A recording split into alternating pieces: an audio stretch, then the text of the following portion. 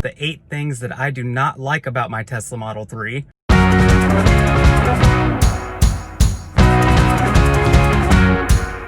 Hello, my name is Brandon, and I run a very small and very new YouTube channel called The Alles Crew. We normally center our videos around family vlogging, so this type of video normally isn't even in our wheelhouse.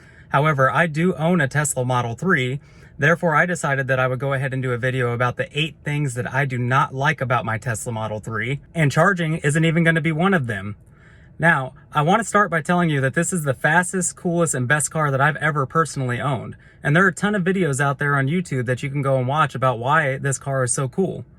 But there are 8 things that I don't really like about this car, and so I want to get into those for you. The first area that I wanted to address was the car buying experience in general, specifically the communication, or lack thereof.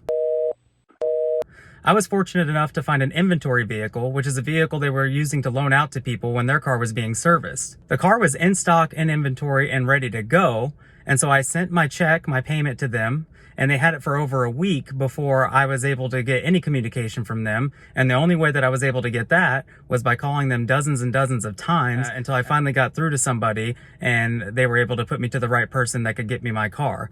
Now, when you're making a purchase this big, the last thing you want to do is sit around and wait while the car is just sitting there and people are still using it and continuing to drive it as a loaner vehicle. Number 2 on my list are the indoor cup holders. Now, Tesla does provide cup holders in the back seat in the middle. However, I have 3 kids, so all 3 seats in the back are occupied. I don't usually let the kids eat in my car or anything, but when we go on any kind of a road trip, it is like Christmas Day for them because I allow them to snack and eat and drink in my car a little bit, typically just water or something like that. However, these cup holders in the back, like I said, all 3 of my back seats are taken, so I'd have no access to the middle cup holder.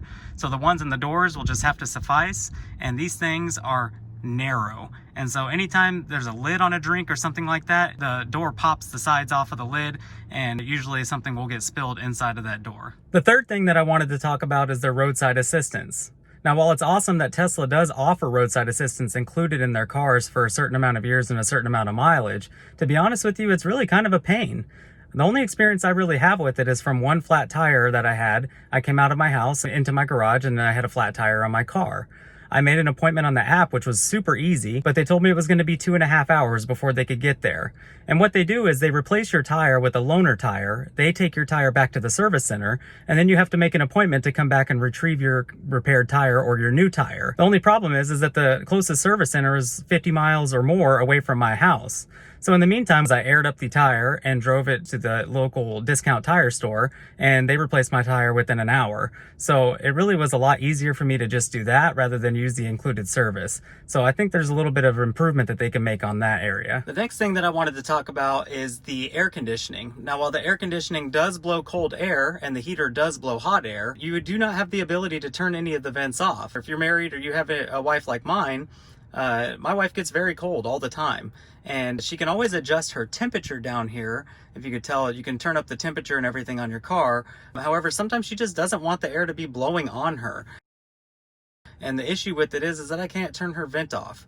And so that's just a little bit of a nuance there that I wish that I could somehow like hold this down and turn the airflow off on her vent altogether while not messing with mine. Number 5 on my list is Tesla's frameless door window.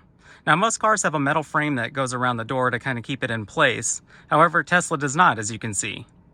Now, they probably did this as some kind of a savings on weight of the car or something like that. However, it's kind of a nuisance for me for 2 reasons. Number 1, I apparently grabbed the door to shut it by the door frame. And now that I don't have one, I find myself sometimes grabbing on my window to shut it. Although I catch myself pretty quickly and remember to shut it by the actual door, it is something that I do, and I'll end up with fingerprints on my window. Number 2, you find out after you've washed your car or ran it through a car wash, and then you go to shut your window and everything's dried off, you go to shut your door and the window will go up about 1 inch, 1.5 inches. And then usually you'll have a little streak right here of water from when the door was still wet down inside the door frame. Number 6 on the list is undoubtedly the metal door handles on the Tesla Model 3. They require quite a bit of touching in order to open the door.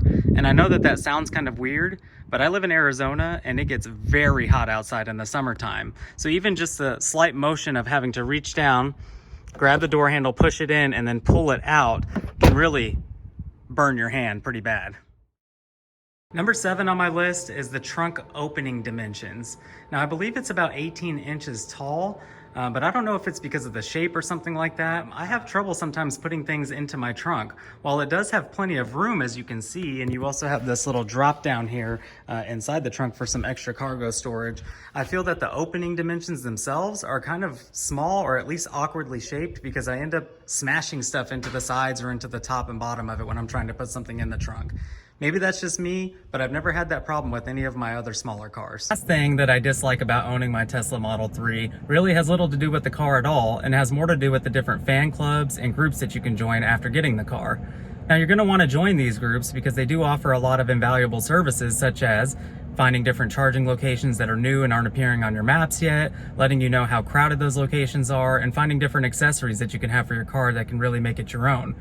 However, a lot of people that own Teslas really believe that these cars are very delicate as a newborn, and they can only be touched with the finest materials not yet discovered by man. They'll even borderline guilt trip you into spending thousands and thousands of dollars on things like paint protection film and ceramic coating for your Tesla.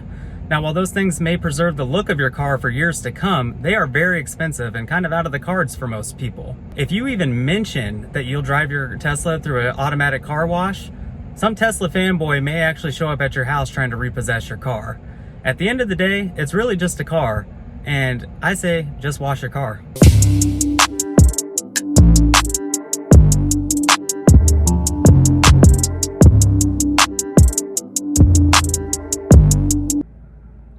Again, this is the best car that I've ever owned, hands down. And while some of these issues may seem pretty personalized to me, I do want to make sure that everyone knows about these issues because they are problems for me and I don't really enjoy them. Now, I don't usually post about Tesla things or things about cars or anything like that. Like I said, I'm usually a family vlog channel. So feel free to check out any of my other content if you wish. And I do plan on going to see the Tesla Cybertruck while it's in LA, so stick around for that video. But if you like this channel, if you like my content, please feel free to like, subscribe, and share. Thanks.